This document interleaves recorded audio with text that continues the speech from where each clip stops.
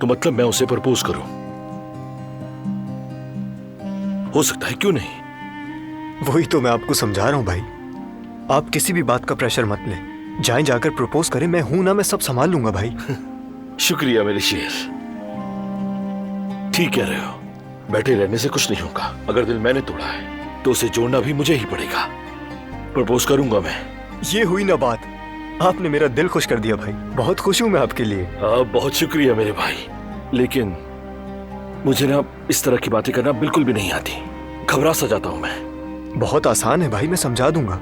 और मैं जानता हूं आप बहुत रोमांटिक इंसान हैं, मुझे आप पर पूरा भरोसा है। और अहमद चाचा के खूबसूरत जुमला बताता हूं, मोहब्बत के लिए दिल का इखलास ही काफी होता है, बाकी किसी चीज की जरूरत नहीं। आप ये सोचे कि कहां करेंगे प्रपोज, कोई अच्छा वेन्यू देखें और गुल को मैं वहां ले आऊंगा, ठीक है? सलामत रहो मेरे भाई, बड़ा हौसला दिया तुमने मुझे आज। चलो फिर इसी रास्ते पर चलते हैं, दिल के इखलास के साथ। आप कर लेंगे मेरे भाई। और हाँ, आगे नसीब है, बाद में पछताने से तो अच्छा है।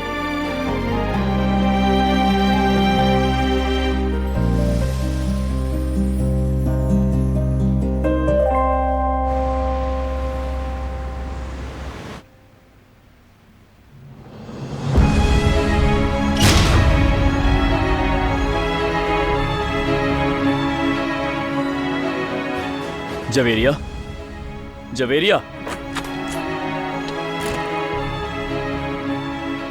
देखो जेवदत्त, मैंने तुम्हें पहले भी समझाने की कोशिश की, लेकिन तुम्हें समझ में नहीं आया। अब आखिरी बार कह रही हूँ, अगर तुमने ये बात दिलान को बताई और किसी भी तरह ये मामला पलट कर आया तो मैं सब कुछ छोड़कर यहाँ से चली जाऊंगी। ऐसा मत कहो मैं अपने जवेरिया। बच्चों की हिफाजत की खातिर जो भी करना पड़ा करूंगी, समझे? तुम्हें क्या लगता है मैं उनके बारे में नहीं सोचता? तुम्हें पता है, तुम अभी प्रेगनेंसी की वजह से बहुत हसास हो गई हो, लेकिन ये एक हकीकत है जो तुम नजरअंदाज करने की कोशिश कर रही हो, और वो हकीकत दिलान को जानने का पूरा हक है। और ये सिर्फ दिलान के बारे में नहीं है, बल्कि कल को अगर हमारे बच्चों के सामने ये सब आया तो उनके लिए मुसीबत बन जाएगा। इसीलिए सच बताना है। जवेरिया, दिलान एक ऐसे खून की कीमत अदा कर रही है जिसका उससे कोई ताल्लुक नहीं। समझ रही हो ना? मैं पूरी तरह उलझ चुका हूं। मेरा दिल मुतमईन नहीं हो रहा यार। मैं कैसे खुद को अच्छा बाप मानूं जब तक सच ना बोलूं? मैं चाहता हूं मुझ पर कोई बोझ ना हो, साफ दिल से बाप बनूं।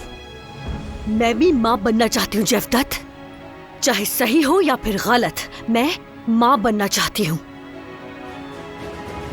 सबने कहा कि मैं माँ नहीं बन सकती, सबने कहा तुम दोनों का कोई बच्चा नहीं होगा, लेकिन जेवदत्त देखो, अल्लाह ने हमें औलाद से नवाजा, एक मौजज़ा अता किया।